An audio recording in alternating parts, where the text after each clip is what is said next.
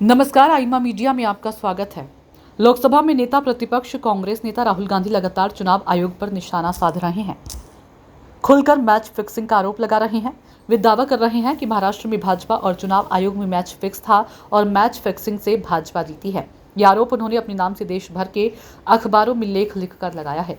उन्होंने लेख लिखा तो चुनाव आयोग की ओर से भी गैर आधिकारिक तरीके से जवाब दिया गया।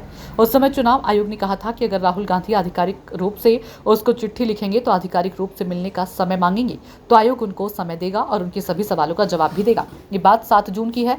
7 जून को ही राहुल गांधी का लेख अनेक भाषाओं में देश भर के अखबारों में छपा था। ये लेख लिखकर और चुनाव आयोग पर बहुत गंभीर आरोप लगाकर राहुल गांधी कहीं छुट्टी मनाने चले गए। उनके लेख लिखने के 5 दिन के बाद यानी 12 जून को चुनाव आयोग ने मेल के जरिए उनको आमंत्रण भेजा और उसकी कॉपी उनके सरकारी आवास पर भेजी गई। उनके आरोपों पर चुनाव आयोग ने उनसे कहा कि वह निजी तौर पर आयोग से आकर मिल सकते हैं और अपनी पूरी शिकायत भी रख सकते हैं। आयोग उनकी समस्या का हल निकालने की कोशिश करेगा, मगर इस बीच आयोग ने स्पष्ट कर दिया कि भारत में चुनाव पूरी तरह संवैधानिक तरीके से नियमानुसार होते हैं और उनकी पवित्रता व शुचिता पर उंगली नहीं उठाई जा सकती है। मगर श्री गांधी का मूल आरोप तो यह है कि महाराष्ट्र के चुनावों में मतदाता सूचियों में धांधली की गई और नए वोटरों को बढ़ाया गया। आयोग ने उनको मिलने के लिए बुलाया और कहा कि उन्होंने महाराष्ट्र विधानसभा चुनाव को लेकर जो भी आरोप लगाए उन पर चर्चा करनी है। राहुल गांधी तो विदेश में थे और हो सकता है कि उनकी पार्टी के लोगों को भी नहीं पता हो कि वे कहाँ हैं। या तो इस वजह से या जानबूझकर कांग्रेस की ओर से चुनाव आयोग की 12 जून की चिट्ठी पर कोई प्रतिक्रिया नहीं दी गई। अगर चुनाव आयोग की ओर से 24 जून को समाचार एजेंसी एएनआई को खबर नहीं लीक की जाती तो पता नहीं कब तक लोगों को पता नहीं चलता कि आयोग ने राहुल को बुलाया है। कांग्रेस तो चिट्ठी दबाकर बैठी थी जब मीडिया में खबर आ गई कि चुनाव आयोग ने राहुल गांधी को मिलने को बुलाया है और 12 जून को चिट्ठी लिखी है। तब कांग्रेस की ओर से कहा गया कि वह विस्तार से चिट्ठी का जवाब देगी। मंगलवार 24 जून को कहा गया कि 1-2 दिन में विस्तार से जवाब दिया जाएगा।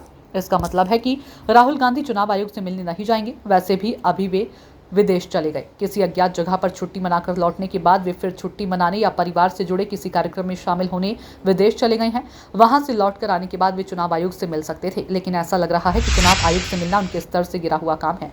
इसके लिए उन्होंने अभिषेक सिंघवी, विवेक तनखा जैसे बड़े वकीलों और पार्टी के अन्य नेताओं को रखा हुआ है। राहुल गांधी का काम सिर्फ आरोप लगाना है। अगर एजेंसी आरोपों को जवाब देना चाहती है तो वह सुनना उनका काम नहीं है। अगर उनको पास महाराष्ट्र चुनाव में मैच फिक्सिंग के इतने पुख्ता सबूत हैं तो वे सबूत लेकर चुनाव आयोग के पास जाने चाहिए। उनको इस बात के लिए जोर डालना चाहिए कि चुनाव आयुक्तों के साथ उनकी मीटिंग की रिकॉर्डिंग हो, ताकि देश के लोग जान सके कि वो जो आरोप लगा रहे हैं उन पर आयोग का क्या जवाब है। लेकिन ऐसा नहीं लग रहा है कि राहुल गांधी चुनाव आयोग के सामने जाएंगे। इससे साफ जाहिर होता है कि वे इस अध्याय का पटाक्षेप नहीं चाहते हैं। उनकी पार्टी इस मामले को जिंदा रखना चाहती है ताकि आगे के नतीजों को सुविधा के हिसाब से संदिग्ध बनाया जा सके। आईमा मीडिया को अगर आप यूट्यूब पर देख रहे हैं तो सब्सक्राइब करें, फेसबुक या अन्य सोशल मीडिया प्लेटफॉर्म पर देख रहे हैं तो फॉलो करें। हमें कमेंट बॉक्स में अपने सुझाव अवश्य दीजिए।